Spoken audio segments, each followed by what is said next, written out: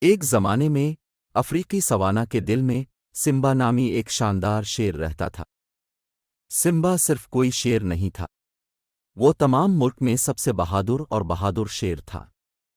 افریقی سورج کے نیچے اس کی سنہری ایل چمک رہی تھی اور اس کی طاقتور گرج میدانی علاقوں میں گونجتی تھی، جس نے اسے سننے والوں کے دلوں میں خوف پیدا کر دیا تھا۔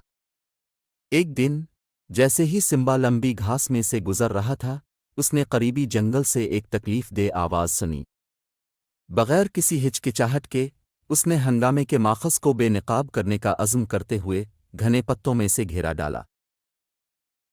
جیسے ہی وہ گھنے جنگل میں گہرائی میں داخل ہوا، اس نے پھنسے ہوئے جانوروں کے ایک خاندان سے ٹھوکر کھائی۔ ہاتھیوں کا ایک ریوڑ، بندروں کا ایک گروہ اور زرافوہے کا ایک خاندان، سبھی انگوروں اور شاخوں کی الجھی ہوئی گندگی میں پھنسے ہوئے تھے۔ سمبا جانتا تھا کہ اسے تیزی سے کام کرنا ہے۔ اپنے زبردست پنجوں اور طاقتور جبڑوں سے اس نے پھنسے ہوئے جانوروں کو ایک ایک کر کے آزاد کرنا شروع کر دیا۔ ہاتھیوں نے اپنا شکریہ ادا کیا، بندر خوشی سے چہچہاتے رہے اور زرافوہے نے شکر گزاری میں اپنی لمبی گردنیں پھیلا دیں۔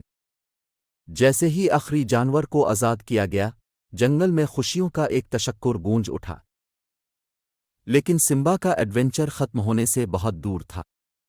جیسے ہی وہ جنگل سے نکلنے ہی والا تھا کہ اس نے جنگل کے اندر چھپے ایک غار سے مدد کے لیے ایک مدھم چیخ کی آواز سنی۔ تجسس پیدا ہوا، سمبا احتیاط سے غار کے دروازے کے قریب پہنچا۔ اندر اس نے کایا نامی ایک شیر کا بچہ پایا جو ایک گرے ہوئے درخت کے نیچے پھنسا ہوا تھا۔ بغیر کسی ہچکچاہٹ کے سمبا نے اپنی پوری طاقت کا استعمال کرتے ہوئے کایا کے بھاری درخت کو ہٹانے کے لیے حرکت کی۔ شکر گزار سرگوشی کے ساتھ بچے نے سمبا کا شکریہ ادا کرتے ہوئے حفاظت کی طرف بھاگا۔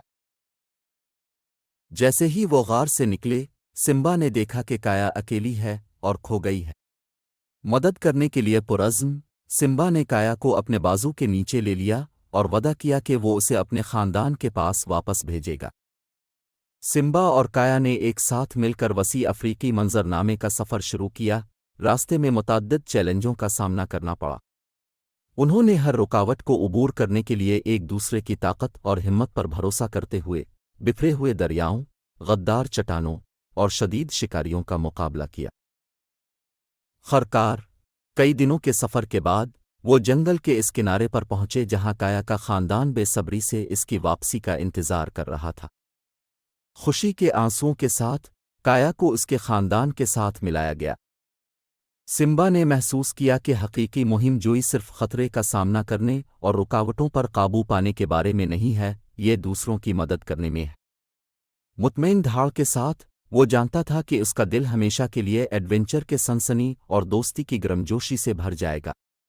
اور اس طرح افسانوی شیر سمبا سوانا میں گھومتا رہا، اپنی اگلی عظیم مہم جوئی کے لیے تیار تھا۔